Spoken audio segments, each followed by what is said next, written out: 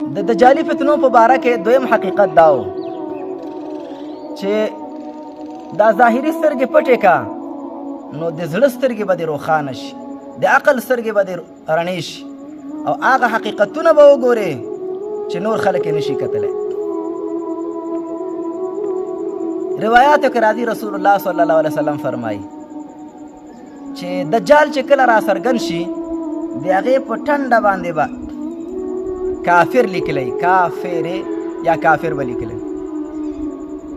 هر مومن به دا لوستی شي، که د پوهنتون و مکتب او فاکولته او مدرسه ویلی وي او که نه یې ویلی، خو دا به دا دجال په تندي باندې دا لیکل لوستی شي. دا به څنګه لولي؟ بې سواده به څنګه لوستل کولی شي؟ اصل کې خبره دلته اوس دا دی چې کوم انسان سره چې د ایمان رڼا وي، د ایمان په رڼا باندې چې انسان کوم شیان کتلی شي، دا د سواد او د تکړهوالي په رڼا باندې څوک نشي کتلی. رسول الله صلی الله علیه وسلم فرمایلی دي اتق فراست المؤمن، د مؤمن د هوښیارتیا نه وډار شه، فانه ینظر بنور الله، دا د الله په رڼا باندې لیدل کوي.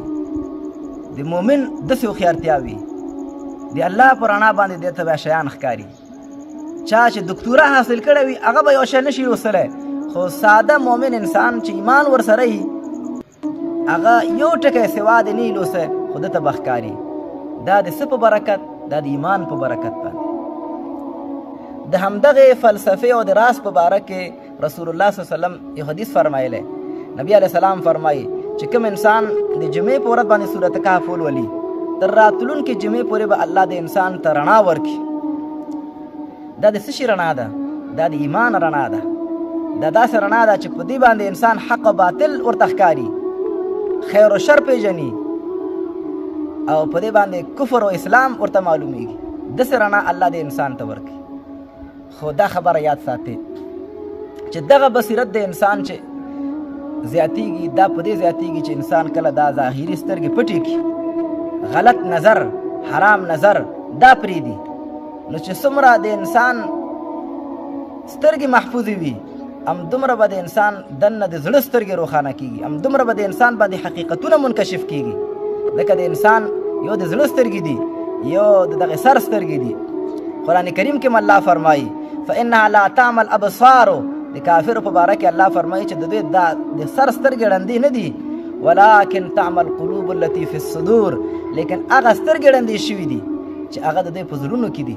د زړه سترګې چې کله ړندې شي دا انسان بیا بالکل ړون او کون شي، دته بیا بیخي حقایق نه ښکاري.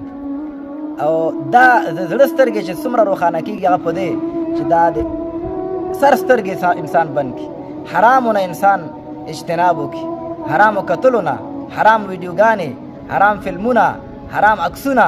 که دا څوک پرې نه دي نو د جعلي فتنو کې به دا اخته کېږي او د سړي د زړه سترګې به ړندېږي او دته به ډېر حقایق نه معلومیږي. الله دې زموږ د زړه سترګې روښانه کړي.